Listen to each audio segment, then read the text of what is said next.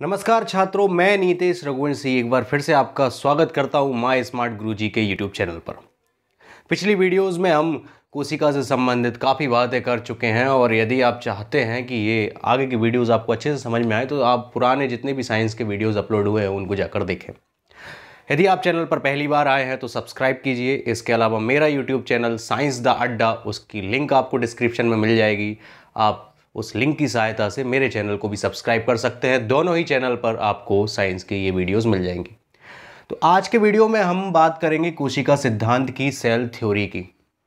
वो कौन से सिद्धांत हैं जिनका कोशिका पालन करती है, उन्हीं सिद्धांतों की हम बात करेंगे, जिसको हम अंग्रेजी में कहते हैं सेल थ्योरी। कोशिका सिद्धांत या सेल थ्योरी। कोशिका के बारे में रॉबर्ट हुक ने बताया। कोशिका से ही हमारा शरीर मिलकर बना होता है, या पौधों का शरीर, कोई भी जानवर हो, पौधा हो, कोई भी जीवित हो, उसका शरीर जो है वो कोशिका से मिलकर बना होता है।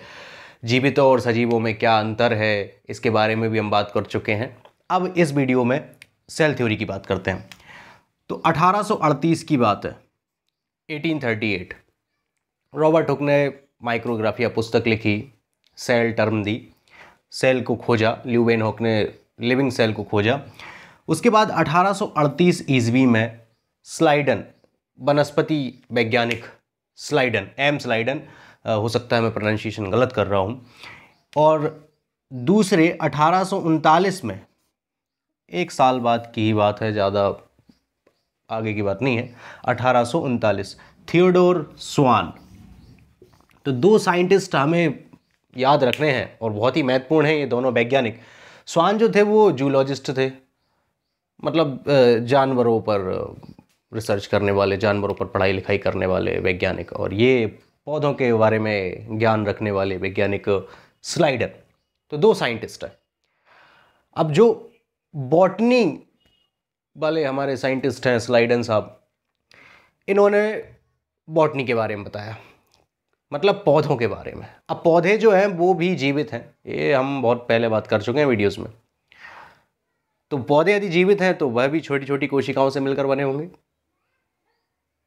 ये किसने बताया? ये बताया स्लाइडन ने, क्योंकि बॉटनी का ज्ञान इनको था।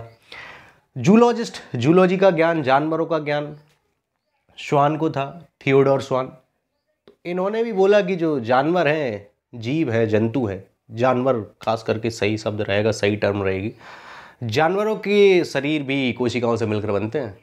ये बताया स्वान ने। इस तरह से दोनों साइंटिस्ट ने अपनी अपनी फील्ड में बताया कि भाई जीवित तो बनते कोशिकाओं से ही हैं। 1838 और 39 की बात है। तो दो साइंटिस्ट हमें याद रखने हैं, इन्होंने ही कोशिका सिद्धांत दिया, सेल थ्योरी दी। कौन कौन से सिद्धांत हैं? ज़्यादा सिद्धांत नहीं है, दो तीन बातें ही हैं जिनके बारे में अभी हम डिस्कस कर लेंगे। पहला, सभी जीव कोशिकाओं के बने होते हैं। जितने भी सजीव हैं, जितने भी जीवित हैं, उन सब का शरीर कोशिकाओं से मिलकर बनता है, चाहे वो पौधे हों, चाहे वह जानवर हो। ये हमारा पहला पॉइंट क्लियर होना चाहिए आपको। दूसरा पॉइंट क्या है? कोशिका जीवन की इकाई है।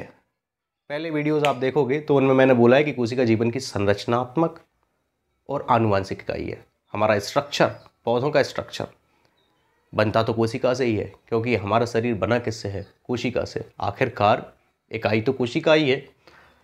तो कोशिका जो है वो जीवन की इकाई है। यदि कोशिका नहीं तो जीवन नहीं, सीधी सी बात। फिर 1855 की बात है, काफ़ी समय हो गया।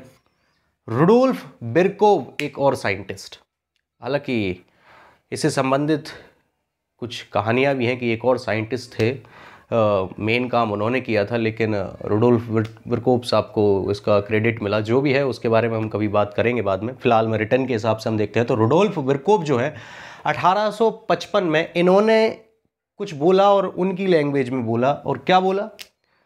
ओमनिस सेलुला ई सेलुला, ओमनिस सेलुला ई सेलुला। कम से कम सेल तो समझ में आ ही रहा होगा। इस सब में सेल तो आपको सुनाई दे रहा होगा कि हाँ सेल तो है, और सेल है तो कोशिका है।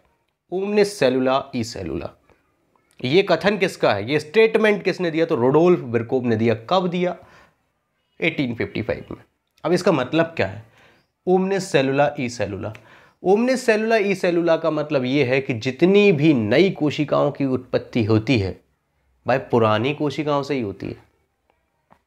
जितनी भी नई कोशिकाएं बनेंगी, चाहे वह जंतु कोशिका हो, पादप कोशिका हो, वो बनेंगी कैसे? वो पुरानी कोशिकाओं से ही बनेंगी, कहीं से प्रकट नहीं हो जाएंगी। उस तरह की बात इन्होंने कही थी, रुडोल्फ बर्कोव ने। तो ओमनिस सेलुला ई सेलुला। तीसरा पॉइंट है, कोशिका का निर्माण जिस क्रिया से होता है उसमें केंद्रक या न्यूक्लियस मुख्य कार्यकर्ता होता है। जब हम कोशिका विभाजन पढ़ेंगे उसमें आपको समझ में आएगा कि न्यूक्लियस का सेल डिवीजन में क्या रोल है। कोशिकाओं की उत्पत्ति पुरानी कोशिकाओं से ही होती है, हवा में से कोशिकाएं नहीं आ जाती। ये सब हम पढ़ेंगे। तो ये 3 पॉइंट बहुत ही महत्वपूर्ण थे। एक बार इसको हम रिवाइज करते हैं। कोशिका सिद्धांत 1838 स्लाइडन, 1839 श्वान। स्लाइडन और श्वान ने मिलकर कोशिका सिद्धांत दिया। 1855 में रुडोल्फ बर्कोव आए जिन्होंने कहा ओमनिस सेलुला ई सेलुला। जितने भी जीव हैं कोशिकाओं के बने होते हैं, ये अब कोई डाउट हमारे दिमाग में बचना ही नहीं चाहिए। कोशिका जीवन की इकाई है, अच्छी बात है, संरचनात्मक और क्रियात्मक इकाई है, सभी को पता है। कोशिका का निर्माण जिस क्रिया से होता है उसमें न्यूक्लियस केंद्रक जो कोशिका के केंद्र में होता है, इसका बहुत ही महत्वपूर्ण रोल है, आगे हम पढ़ेंगे। अब कोशिका सिद्धांत पर एक प्रश्न और आता है कि कोशिका सिद्धांत का अपवाद कौन है? तो कोशिका सिद्धांत का अपवाद है वायरस, विषाणु। अब विषाणु कोशिका सिद्धांत का अपवाद क्यों है? कमेंट बॉक्स में कमेंट कीजिए, अगले वीडियो में हम इसकी चर्चा करेंगे। धन्यवाद।